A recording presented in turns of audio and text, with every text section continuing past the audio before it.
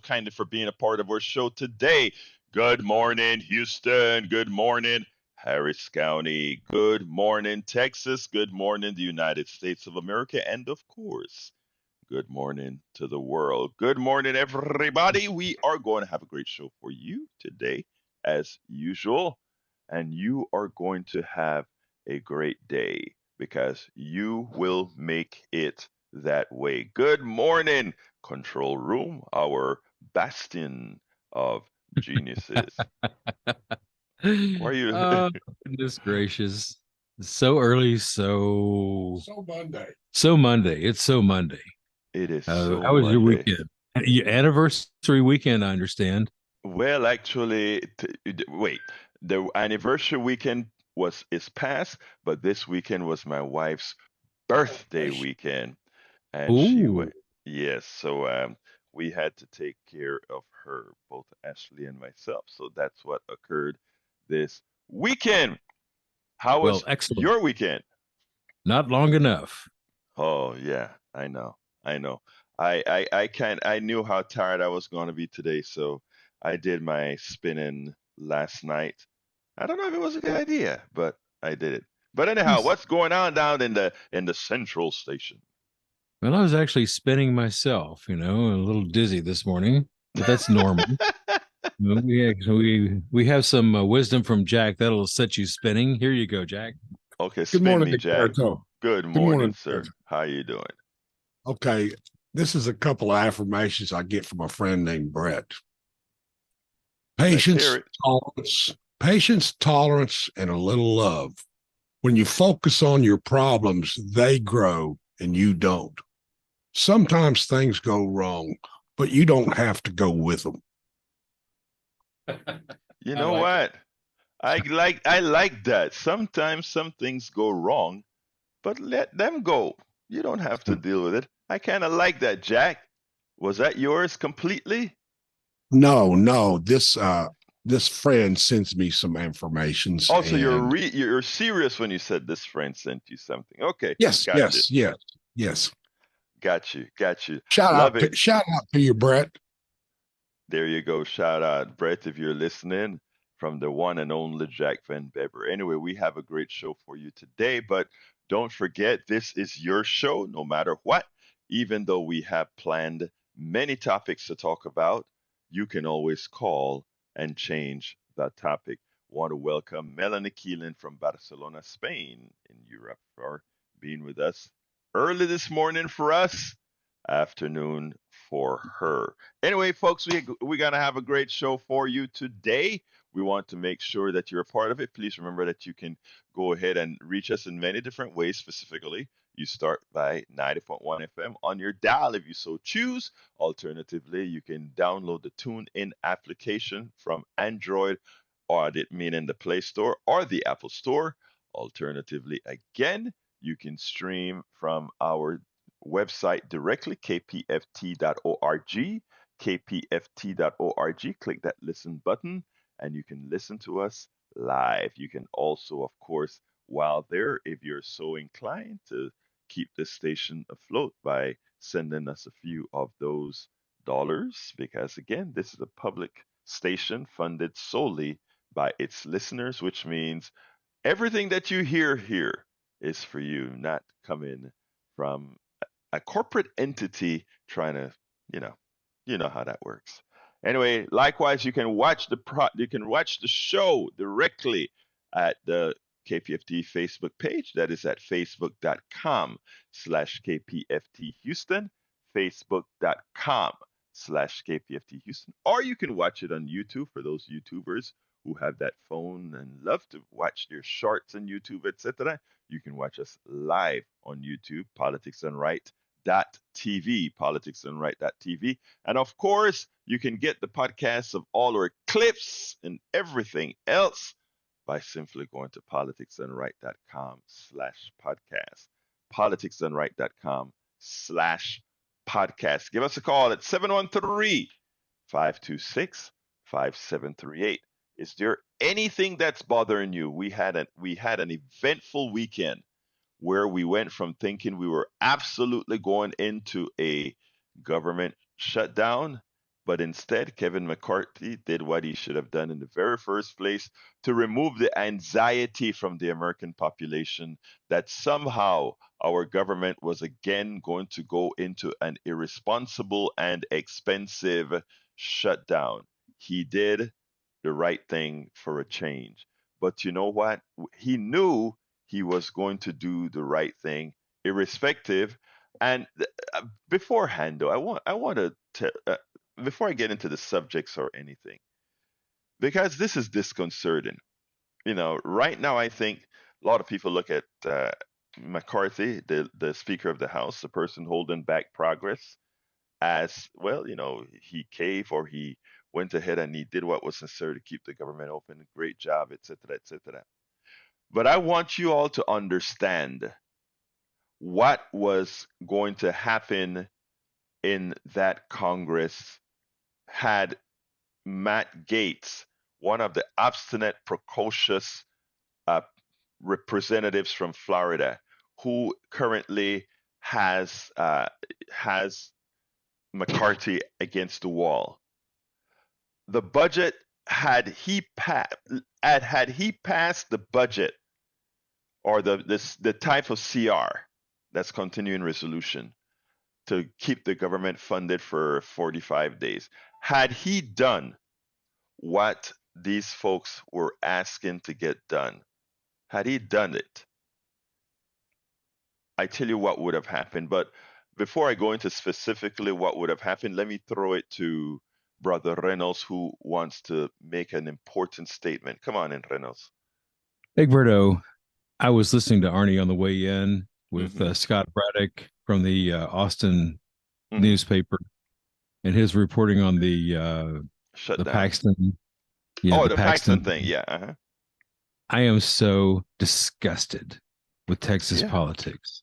I didn't I hear it, mean, but what did you hear? well, they were talking about the $3 million donation to Oh, yeah. Patrick. Patrick. Yes. Yes. Yeah, the $3 million payoff. Yes. I mean, it just seems like you can do anything you want in Texas politics, whether Yes. it's legal or not. Anything you want, and you better believe I'm going to be at the voting ballots. You better believe I'm going to be at those voting machines next time, because I But will be voting against these clowns. I'm so sick of this garbage.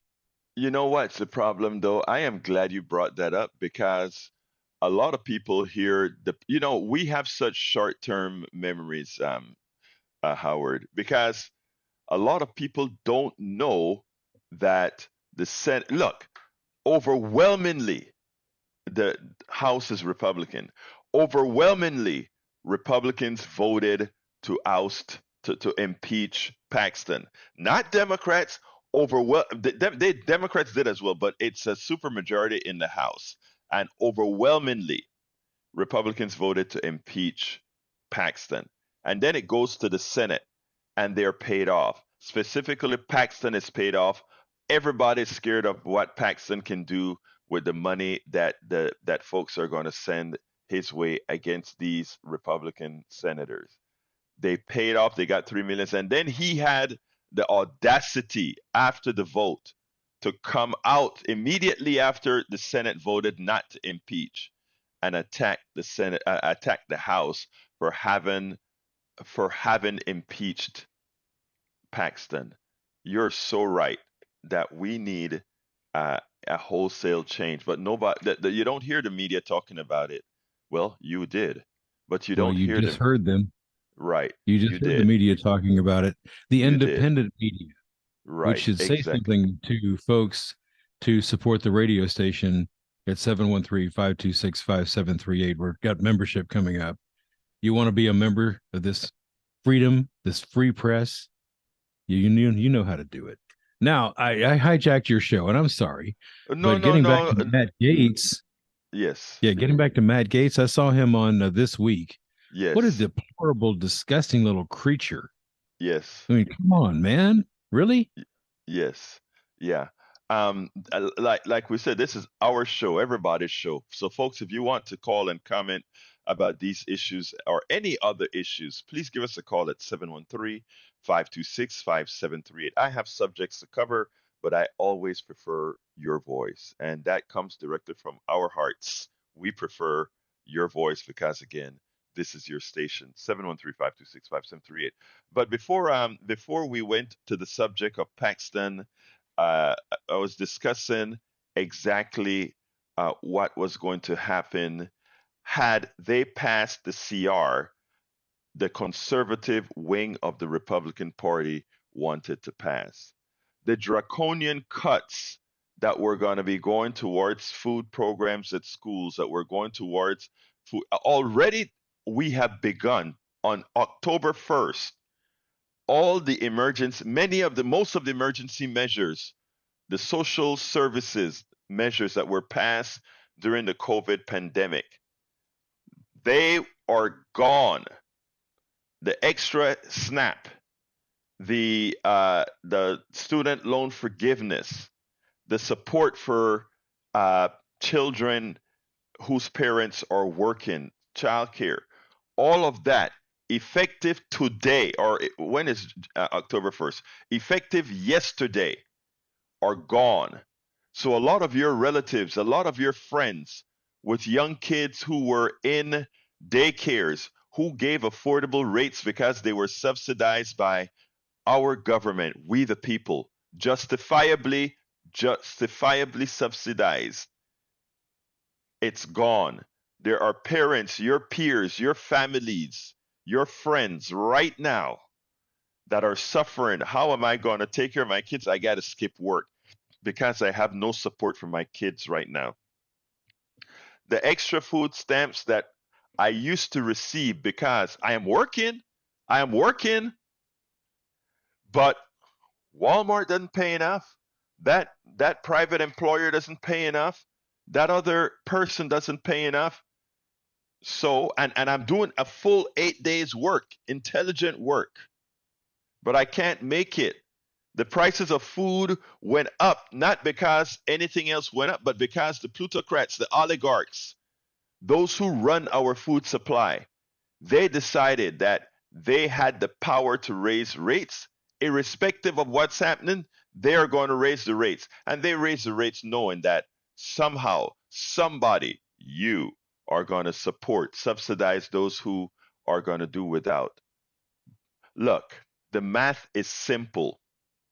I'm going to play a piece later on that's going to make this even better. And Eric, stop. I'm glad you put quit taxing via inflation over spending because it's a silly statement, my brother. It's an uninformed statement. The thing about taxes, unlike certain policies, is we know it is a fixed something that we can see, we can touch, we can see the results of. This isn't conjecture. Our current economic system moves money to the top. That's what it does. And the way to fix that right now, before we can fix the entire economic system, is to tax that back into the economy so that we can provide that, to provide services to people who have been maligned and attacked by an economic system rigged to screw them. The only way around that is taxing it back into the system. Before I continue my rant, let me go to Harry. Come on in, Harry. Good morning, Roberto. How are Good you this morning, morning? sir. How are you doing this morning? Oh, I'm doing okay, hanging in there. I just had to comment on what Howard said and what you're saying about with the politicians and what the oligarchs and plutocrats try to do to common, regular working folk and screw them. I want to first start off by saying congratulations to your wife having another birthday and continuing to prosper on this earth. Your wife, Linda. You Thank can you, tell her sir. Papa Harry said happy birthday. I Well, will what I tell want her. to say is I'll make two comments. I listened to Arnie as well as Howard was listening to, and I do like Bill Curry. Oh, sorry. Not Bill. Well, I do like Bill Curry. He's in the second half hour. Scott Braddock. I like a lot of the comments he makes about Texas politics, and Howard's absolutely right. The people here in Texas, these politicians just feel that they can that they can just dupe the public, and they can do anything. And Howard is absolutely right. You got to vote these people out. They're clowns, they're corrupt, and they just screw people. And then in the second half hour, Bill Curry commented on what Tim Scott said, that fool Tim Scott from South Carolina. Yeah. He said, he as my brother and I were talking off air, I'm sure you know about Bill Cosby's Fat Albert, right? Yes. That cartoon he did. Well, yes. He had a character on there called Dumb Donald. And my brother likes to refer to Tim Scott as Dumb Donald, because what Arnie said near the end of her program there was that that slavery or the Great Society was harder than slavery. That was obviously, we know that the Great Society produced a lot of jobs for people of color. A family friend of ours, they got jobs because of the Great Society. And that fool Tim Scott, who's just misguided and just does whatever his little slave masters like Lindsey Graham tell him to do, they're just totally misinformed and just totally doofus and just and they're just they just don't know, and they just mislead the public. They just don't understand. Harry, you're gonna like the other piece. I'm gonna refrain a bit from the stuff about the what occurred over the weekend. He's a fool. I'm going to refrain from the RNC, right now the RNC, what occurred, and I'm going to play a piece so that people can hear exactly what Tim Scott said, because also the former RNC chair. All right, so I'll play that right now, and then we'll take it on the other side. I want to make one more comment before I go. Before I go. Go ahead. Doobie Brothers song. Actually, that song is called "What a Fool Believes." I was listening to that over the weekend again, and don't be what a fool believes. Be what that song does talk about. Be a wise man that can reason away. Thank you, brother. Don't be what a fool believes. Have a good day. Harry, thank you always listening, calling, and being a part of the show. Folks, so 713-526-5738. I ask you kindly, do not wait until the end of the show where we get a whole bunch of calls at the end and I have to rush people. This is your show. I know sometimes you want to hear the beginning parts of our commentary so that you can, comment about this. So that's what I'm going to do. I'm going to start with what Harry just brought up about what Tim Scott had to say at the debate and in other places, and Steele challenged it. So let's go to that, and then I'll take it on the other side.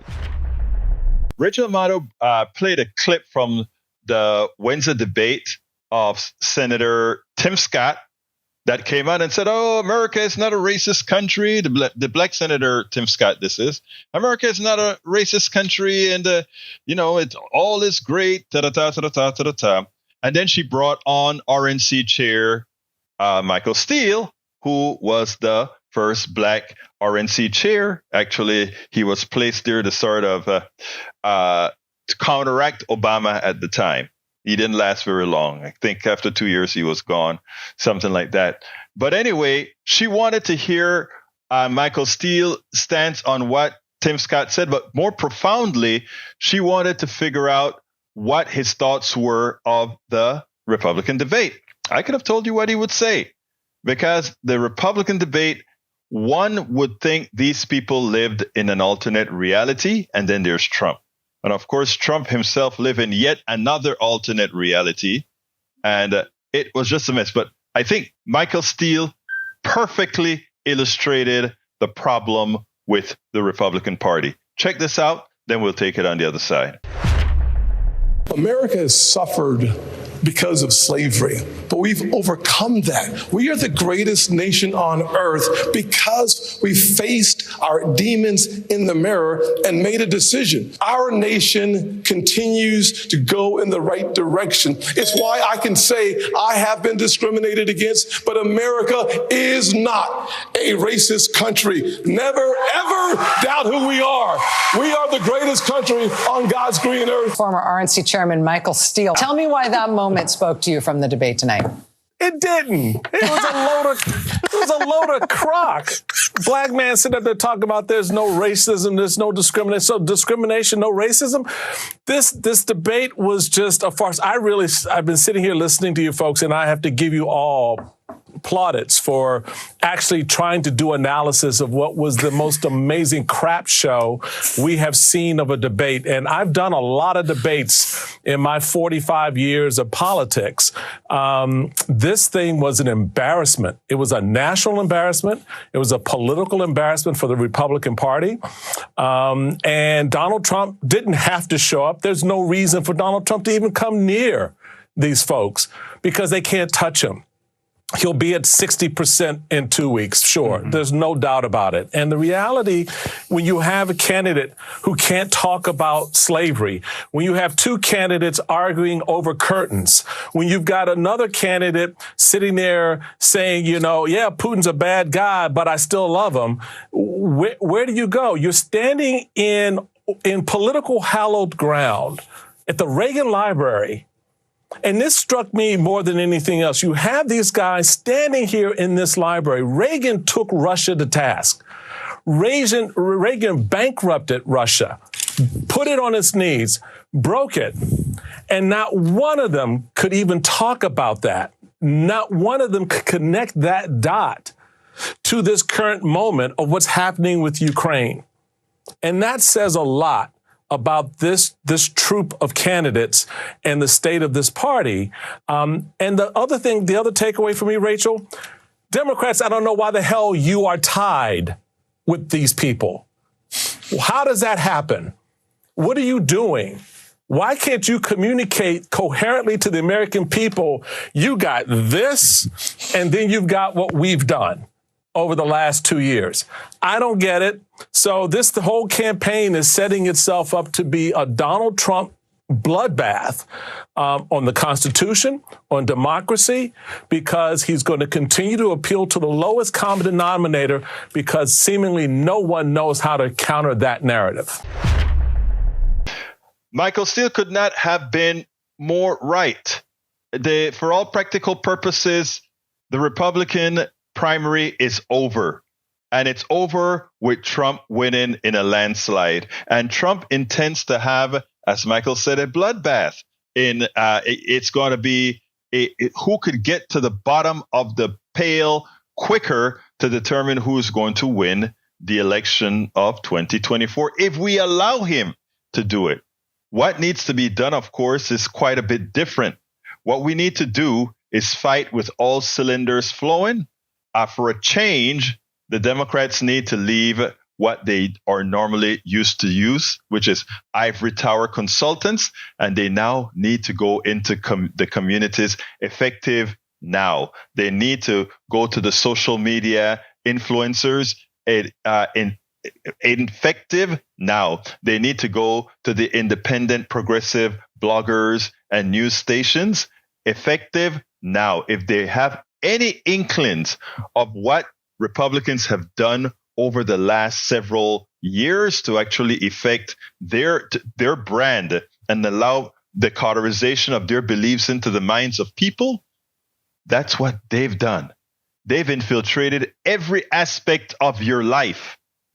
The progressive consultants out there in their ivory towers in Washington think they can throw a few commercials on air, a few ads on air, a few radio programs, a few ads in a newspaper or whatever, and think they're going to make a difference. That's not how it's done. Michael Steele, you nailed it on the Republican debate. One hopes that Democrats would look at things in such a manner differently than they did before, because you know what? They're going to need to. Absolutely, they're going to need to. Absolutely, they're going to need to. Let's go ahead and go on to Jim talking Texas politics. Come on in, Jim. How are you doing this morning? Hey, how's it going? I was watching that impeachment of Ken Paxton, and at the end when they got the vote there, the Senate voted no impeachment. Yes. The thing I thought about was there was a movie about Texas, if you remember. It had Dolly Parton in it, and there was a line that said, the best little whorehouse in Texas. Yeah, Texas has a whorehouse in it, and now Texas has a whore Senate in it. I mean, let me tell you something. That it's all pay for play in Texas. Yes, you're absolutely right, Jim. You're absolutely right. And it is shameful because here it is. We have a crook that is the top state enforcer of the law in Texas is a crook. The top law enforcer in Texas. Think about that. No wonder. It's not over. Right, go ahead. And look, it's not over yet. No, it's not. Still got to go to trials. Yeah. Right, So, but the amount of damage that can happen between now and the trial, Jim. Here is a state where, there's a piece. I don't know if I placed it in the piece, but this effective yesterday, Jim, Texans over. I don't remember. I think it was 300,000 Texas children are going to be thrown out of daycare centers because the prices that they're going to have to charge without the subsidies coming from the federal government, which expired on October 1st. Those will not be there anymore in states like Texas. Now, it's affecting New York and California as well, but they have a safety net for the kids, right? Texas does not. Yet, we are there electing people who continue to provide pain on our citizens. The state that has the worst number of uninsured people in the entire country, Texas is. We are the bottom of the barrel when it comes to insured citizens. Yet we want to give ourselves a pat on the back. Guess what? People are moving here. Yeah, rich people are moving here. People with means are moving here. People with mobility are moving here because they pay less taxes. But what do you get for less taxes? A suffering population. Go ahead, Jim. Yeah, I think that the Republicans are going to try to primary some of those people in the House. And I think that's going to be pretty bad, But you know what, Jim? Let's put it this way. I think it's a good thing for them to primary those people who voted against to impeach Paxton. But there's another good thing that needs to occur after that. And then those who got primaried, those who voted to put Paxton out, I hope, and I'm saying this with a heavy heart, I hope in those primaries they win, not the MAGA folks. I hope those who had the pelotas to impeach him win, to start to show that Texas are going to break that fever, break that thing that says, let's keep voting for people who are kicking us in our butts.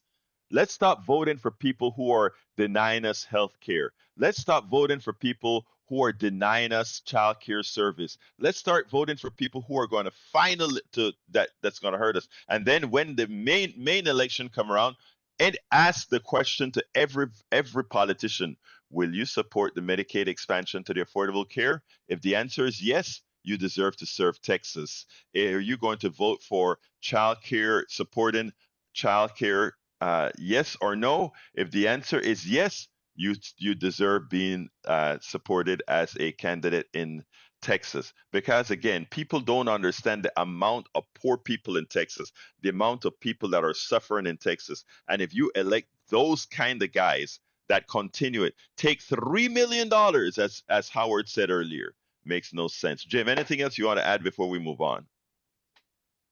No, that's it. Have a good show. Thank you very much, sir. Thank you so kindly for calling. All right, folks, give us a call, 713-526-5738. We're about halfway through the show, and we haven't heard from but two people thus far.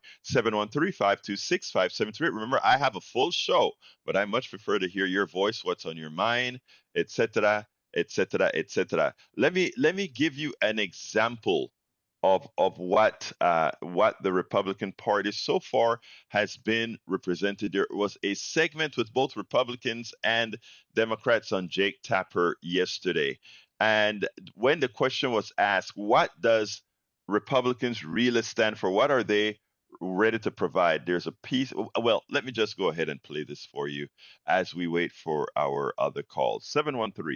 713-526-5738. Wake up, Houston. We're talking some important stuff right here. Here is that piece. I guess Matt Gaetz wanted to put McCarthy on notice. He wanted him to know that come this week, he is going to call motion to vacate. He's going to get rid of the speaker. And to what he says is that, you know what? If McCarthy ends up as speaker by the end of the week, it's because the Democrats would have owned him. The Democrats would have supported him. But he's a goner. Of course, most of the Democrats are coming out and saying they're not going to give a lifeline to McCarthy. Of course, I think there may be some underhanded deals that McCarthy already got for keeping the government open. That's my hunch, but who am I? But anyway, above and beyond, Jake Tapper did a great thing. He pretty much ridiculed Matt Gaetz, who came into the studio live, but he did it with a hunk of class. I want you to check this out, and then we'll take it out on the other side, because this is important. You have to make these guys exactly who they are. Check this out. We'll take it on the other side. Speaker McCarthy argues that he had a bill on Friday that would have put forward less spending than what actually has now become the law for the next 45 days. That would have gone to the Senate. The Senate would have voted for their own bill. And then in a conference committee, there would have been a negotiation. And what would have become the law of the land for the next 45 days would have been less spending than what actually is now the bill. Take a listen to Speaker McCarthy. Look, I welcome those 21 back in, and we would get a better and more conservative bill if they would simply vote with us. Their argument is your point about debt and deficit spending, which is not an inaccurate point, was actually harmed by the stunt, by the temper tantrum of the government shutdown. Well, that argument presupposes that the Senate was going to take up or conference that bill that McCarthy wanted. You already had Schumer speaking on the floor saying that they weren't even going to take that but up. There would have been a conference committee and there would have had to have been a negotiation. First of all, that's never so what you're saying is that something would have occurred that has never occurred to negotiate a continuing resolution. I have never seen a conference committee in my 7 years in Congress, and I don't think one has occurred since the mid-90s where a continuing resolution has ever been conferenced. So you're asking your viewers to believe something that has never once happened. What has happened when the House has passed a continuing resolution is the Senate merely negotiates the feature of that continuing resolution by sending back what they want to send back, which is what they did. So we were always ending up here. Here's why I want to break the fever. Since the mid-90s, this country has been governed by either continuing resolution or omnibus spending. And you have voted for continuing resolution in the past. Well, I'm 5 years sober voting for continuing resolutions, and I should note that during those years, President Trump was growing the economy. But January marked a difference. Deficit. Yeah, and you know what? Growing the deficits as well. I regret growing the deficits as well. But we were growing the economy, and look. You're talking about the national debt. You were growing. What did he add? $7 trillion, $8 trillion to the national debt? I did not stand with Donald Trump on all of his spending priorities. I voted against way more than I voted for. My point is, I don't know what this shutdown did to help the cause. What shutdown? The shutdown that almost happened. Okay, so there wasn't a shutdown. So the threat of shutdown that you created. We have to break the fever. We have to move to single subject spending bills. You broke a fever? No, we didn't, unfortunately. That's why we have to now move to vacate, because we have to get a system where the House and Senate will negotiate over each of these agencies of government independently. And I understand that in divided government, that means that you have to take into account the views of Senate Democrats, the views of the White House. But what I want to do? You understand that? Of course. Because you're on the floor of the House talking about what Kevin McCarthy needs to do is to allow line item vetoes by people like you. That's not true. Line item votes against the salaries of people who are investigating Donald Trump, the salaries of individuals who are offering sweetheart deals to Hunter Biden. That, to me, is not the language of somebody who understands the balance of power in House and the Senate and how all legislation actually functions. Well, I think I do. That, to me, is the language of somebody who is looking for clicks and likes and Fox hits, not somebody who actually is trying to reduce the debt. Matt Gaetz, the little precocious little you know what, but we're too classy to say exactly what he is. We won't do what Donald Trump did in California over the weekend, where he simply went, I think, crazy, pretty crazy. But Matt Gaetz is someone who simply wants to disrupt Congress, and he thinks with his little precocious self and having a small majority in Congress that somehow he can accomplish something. I tell you what, I think this is the week he crashes and burns.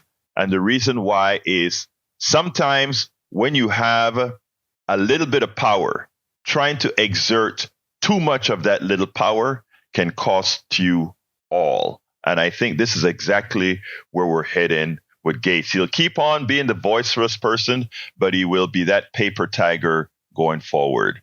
Good job, Jake Tapper. 713-526-5738. If you want to go ahead and add to the discussion, 713-526-5738. Now, in that segment, I mentioned something that Trump had to say. Well, yesterday there was a conversation on This Week with a panel comprised of Republicans and Democrats alike, and they all came to the same conclusion. One is that what's the vision of the Republicans for the American people? What specific policies do they have to assist Americans, to make sure Americans' lives are better? And then they played a clip of the pieces of Donald Trump's speech as far as what he is all about. And the question has to arise again. What is this guy going to provide to the American people? I want you to listen to this segment, and then we'll take it on the other side. And folks, don't forget, the lines are wide open. This is, I think, like a 6 and something minute segment. I'm about to start it right this minute. Jake Tapper had an interesting panel on today in which he discussed what the Republicans have to offer. One of the panelists said he cannot figure out what Republicans want to do to move society forward, to move Americans forward. And the Republican panelists on as well just about echoed the same. Interestingly, what Jake Tapper did was played a segment of Donald Trump's speech, actually several little segments of Donald Trump's speech, where he showed how crude he was, how uncivil he was. He went after Nancy Pelosi. He went after, it was just barbaric, the things that he had to say. And then they came back. I want you to listen to this, and then we'll take it on the other side. I have no idea what it is the Republican Party wants to do in the United States of America that's going to solve problems for people. Say what you will about the Contract for America. It had a program. I remember, I'm old enough to remember when Republicans had conservative ideas to solve problems, like cap and trade was a Republican idea to deal with the environment. The healthcare marketplace that Governor Romney had was a Republican idea to deal with healthcare. What is the conservative market-oriented solution to the 23% of Americans who are in the sandwich generation who are trying to deal with their parents on that? Their parents who need prescription drug costs and trying to deal with their kids who have learning loss from COVID. So I don't know what the Republican plan is. Well, let us hear from one of the leaders of the Republican Party right now, Donald Trump, who leads all the polls to be the presidential nominee. He was in California at the Republican Party convention in California. And here is some of what he had to say to the delegates there. If you rob a store, you can fully expect to be shot as you are leaving that store. If somebody's beating you by 10, 15, or 20 points like we're doing with crooked Joe Biden, let's indict the motherfucker. Let's indict. We'll stand up to crazy Nancy Pelosi who ruined San Francisco. How's her husband doing, by the way? He's still suffering from that, and it's still painful for that. This is her husband of many decades. She loves him, and it's painful for her to, and he's making light of it. This is the exact type of extremism, cruelty that is eroding the foundations of our democracy, and that Americans are rejecting, that I am rejecting, that we ran against in 2022, wholesalely rejected for the first time in West Michigan history. And Americans are rejecting it across the board, and they're going to reject it again. Yeah, what people want to hear, Jake, and to answer Jamal, close the border, right? We've got to secure our border. We've got to figure out what we're going to do with immigration. We got an immigration crisis in America, right? Mm-hmm. You talked to AOC about this. You know, we've got to figure out what we do with our spending, right? She says, the rich aren't paying their taxes. Listen, the top 1% of wage earners in America make 24% of the income, pay about 50% of taxes. The bottom 50% pay about 2% of taxes. I think she's talking about the top 0.0. Okay, but my point, there is a marketplace of ideas. American people deserve better. They deserve a debate on these ideas. Yes, I agree. The Republican strategy, I'm still waiting for the strategy that takes gas down from $5 at the pump. Yeah. The President of the United States released some strategic oil preserves. Listen, we've had incomes go up. We've seen wages go up for Americans. Inflation is going down. We're growing the economy from the middle class, how the president says, from the bottom up. The Republicans do not have a plan to help the middle of America solve its problems. Congress. Before, I want to take what that Republican panelist said lastly. I mean, he came up and he said, oh, wait a minute. I think 10% of the rich pays something like 50% of all the taxes. And, he thought he was saying something positive to say it somehow like the other folks are stragglers, not realizing that is the exact outcome of income and wealth inequality. If all the money and wealth is accumulated by the few, then the few are the only ones that will have the kind of monies to pay taxes. And that's where what we have. They accumulate all of the money and they want to pay less taxes on all the money they have acquired from the rest of us, that they have pilfered from the rest of us. So let's be clear here. Whenever you hear somebody talk about, well, look, all those rich people are paying more of the taxes, accept it. It is true. But the only reason they're paying most of the taxes is because they took all of our money. And you pay taxes as a percentage of the money, and that they are paying that much of the of their wealth into our coffers shouldn't be something these Republicans should want you to hear, because any thinking person realizes immediately if they're paying most of the taxes is because they have all the money. So I just want to get that out of the way. But what the Democratic panelists had to say afterwards was important, where he talks about, well, yeah, it's true, but inflation is coming down, wages are going up, etc. Unfortunately, I think that's not enough for Biden to say. That's not enough for Democratic panelists to say, because there are a lot of people that are just not feeling that. Median and averages doesn't help half the people. So let's be clear, half or more of the people don't get help when we look at things from the median standpoint or from the average standpoint. That's a mathematical thing. So anyhow, it is important that this message be honed in on. The other side has nothing to offer to middle America, to poor America. Not one thing. You have a president that's unhinged, that goes out there and talks about shooting people, that goes out there and praise Nancy Pelosi for having had her husband injured by one of his followers. It's simply a mess. All right, folks, please, let's go to FJB. Republican strategy seems to be on topic. Go ahead, FJB. Yeah, you realize what you just said, right, FJB? Yes. Thanks. Have a good day. Okay. Oh. I want to bring Johnny in next, but the caller wants to say F FJB, and I'm going to, I'm going to discuss that. I am going to discuss that.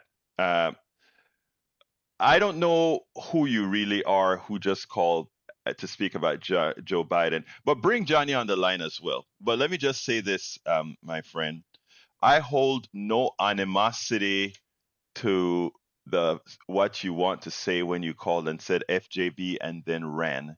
In other words, you had no desire to support the reason why you said FJB, meaning you know what to Joe Biden. But let me just tell you something, sir. That's an enslaved mind. And the reason it's an enslaved mind is that if we look at everything mathematically, fundamentally, what was done for the American people, for most Americans, this guy, not the guy that I would have put in office, but this guy has done more for you, either directly or indirectly, than anyone else. Let me repeat, either directly or indirectly. And the reason you ran off this line is that you just said something out of passion, not out of your own thinking. You didn't use your mind to analyze what a Trump represents and what a Biden represents. You ran. And the reason you ran, sir, is you could not justify your statement. Johnny, come on in. Brian, use your words, not your words. Grow up, buddy. This country's in serious trouble. We need you to get in gear. Use your mind. I know you got one. I can tell when I listen to you. Stop being like a baby. We need you to put on your grown-up pants and talk like one. Now, as to your point about income average versus income median, that is so correct. A simple way to illustrate this is if you have two people, one has $100 in his pocket, and the other guy's got $900 in his pocket. Mm-hmm. Together, that's $1,000. The average of the two is $500. Right. That doesn't mean the average of these two people is $500. You still got one guy with $100. That's why in math, we have this concept called median. Right. Now, as to our friend, Matt Gaetz, every time I look at that guy, he reminds me of a younger and a more evil version of actor Jack Nicholson. Except this sex molester and trade trafficker. And because they denied to prosecute him not too long ago, he feels safe. I got a message for you, Matt Gaetz. You're not safe by any stretch of the imagination. Karma's a bitch. So watch out, buddy. You got to watch out yourself, too. You better put on your grown-up pants and stop acting like a child in Washington. Either that or update your resume and get out because we don't want you. You don't need you. You're a parasite and you're a prostitute. Thank you, my brother Johnny. As usual, insightful. I mean, thank you very much, buddy. Let's go to Donald. Donald, come on in, my dear brother. Good morning. How are you, Egberto? I am doing fine, Donald. How are you doing this morning? Oh, I'm good. You need to watch the movie A Life of Brian, and then you can understand one of your callers that called in. Because we know who the was. Yeah, but you know, on that note, I'm not worried about that. Let's not cut it short. What I have in my house is I have a caricature and I have a mirror. I look at one not to take life too seriously, and look at the inner person that artist captured, and then I look in the mirror and I reflect at the end of the day. And the other thing is, my mentor told me this, and I'm gonna make it where it's for the air, and that screw them if they can't take a joke. And that set me free, and it set my mind free to do what I wanted to do. And that's it. Thank you, my brother Donald. Thank you. But the thing that look, my responding to whoever it was that decided, and we kind of have an idea who it was that put that FJB in there, is because it gives us a reason to it gives us a good reason to bring up my next little piece here, and this is going to pretty much close us out. But if this is who some of those people who support, let's say, a Donald Trump over a Joe Biden, this is the kind of folk that we're talking about here. I want you to listen to this piece by Joyanne Reed, and then we'll take it on the other side. I want you to check this piece out by Joyanne Reed. She appropriately nailed the mainstream media. Sometimes you have to wonder what these guys are thinking about when they're covering stories, when they're doing this versus that type of stories. I love what Joyanne Reed did. Check it out now, and then we'll take it on the other side. If you pick up any newspaper or peruse any news website, you'll see a lot of talk about President Biden's age. Yesterday, Axios posted this nifty headline about Biden wearing sneakers and exercising because he's old. The article doesn't say much beyond that, and they don't actually talk about the former president's age, despite Trump being just 3 years younger than Trump. For an industry that loves to both sides us and will easily both sides us into autocracy, it really doesn't seem to both sides this particular one.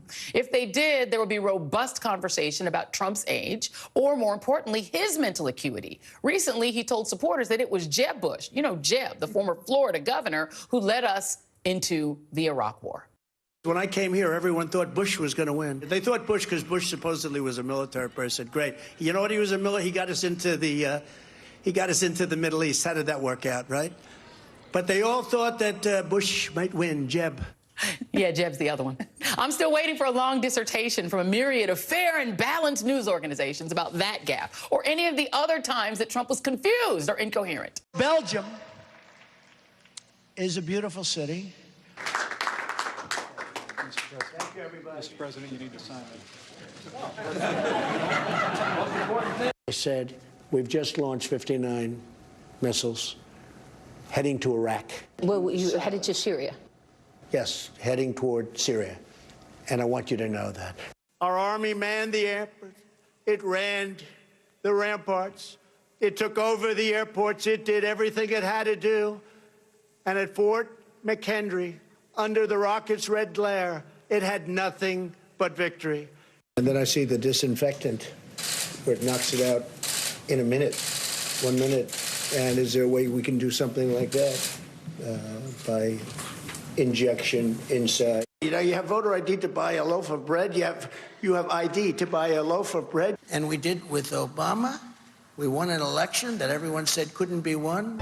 We would be in World War II very quickly if we're going to be relying on this man. The fact remains that President Biden and Donald Trump are both older.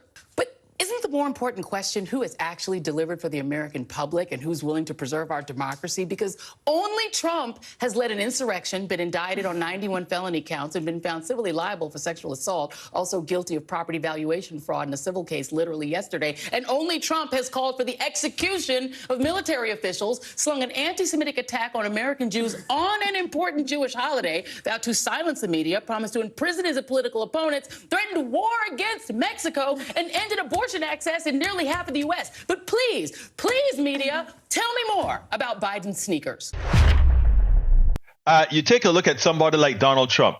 Donald Trump is obese. Donald Trump has showed wear and tear coming downstairs. Donald Trump has showed with his character, with the way he thinks, that, in fact, he is older than his 77, whereas we can all say that Brother Biden is young for his 80 years, given the biking and cycling that he can do. So, yes, these two guys are fairly old. Not only are they fairly old, when you're dealing with older folks, anything can happen. Would you like to have a vice president if someone had to take over the person that Trump would choose, or somebody else that Biden would choose? I mean, the fact of the matter is simple. There's a good likelihood, because these guys get good medical care, that they will do just fine. But that said, if we're comparing Donald Trump to Joe Biden, there's absolutely no comparison with regards to mental acuity, with regards to physical stamina, and regards to health, given a fit person who can ride a bike as opposed to an obese person who likely hadn't ever gone on a bike. Absolutely so, folks. But I asked the question, and including for that person who called and said FJB. I imagine the corollary is that you support a Donald Trump, and you have to ask the specific question. Christian, evangelical, somebody who calls themselves a conservative, all of those.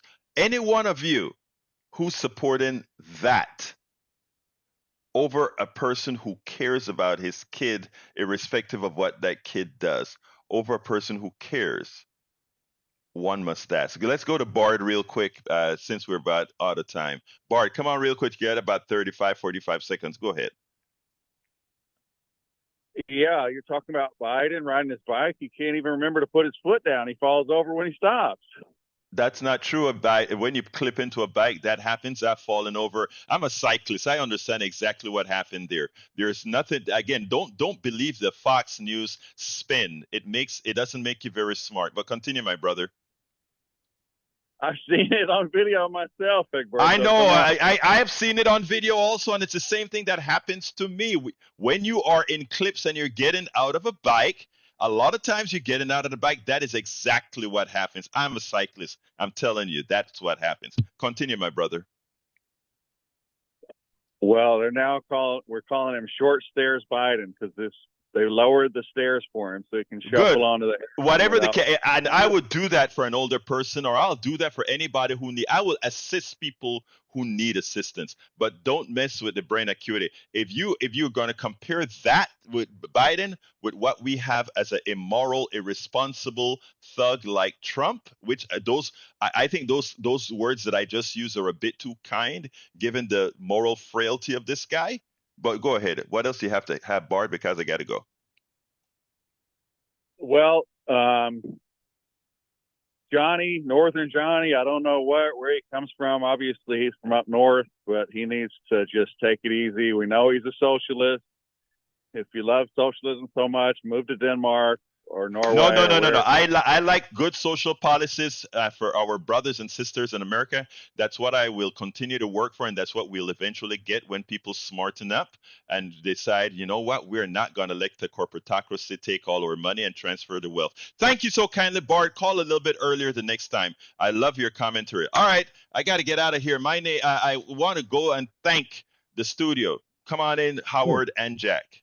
You know, I really like the part when Donald Trump told us about the Revolutionary War where they took over the airports and did what they had to do. Wasn't that great? That was marvelous. Yeah, they hadn't even invented aviation until the next century, but yet they took over the airports and did what they had to do. Those Minutemen and those magnificent men in their flying machines were grounded by the Minutemen. Wasn't that great? That was marvelous. Okay. Anyway, Jack and I were talking about the FJB thing. Fabulous Joe Biden. How about that? I think that's what he meant. I really do. You nailed it. I thought it was fun, JB. And for Halloween and the Republicans, it's frightening, JB. You guys are great. Hey, you guys are giving me more time than I deserve. Anyhow, anything else real quick? Nah. All right. My name is Egberto Willis. I want to thank Jack Van Bibber, Howard Reynolds. And you know how I end this, baby. I am what? Out.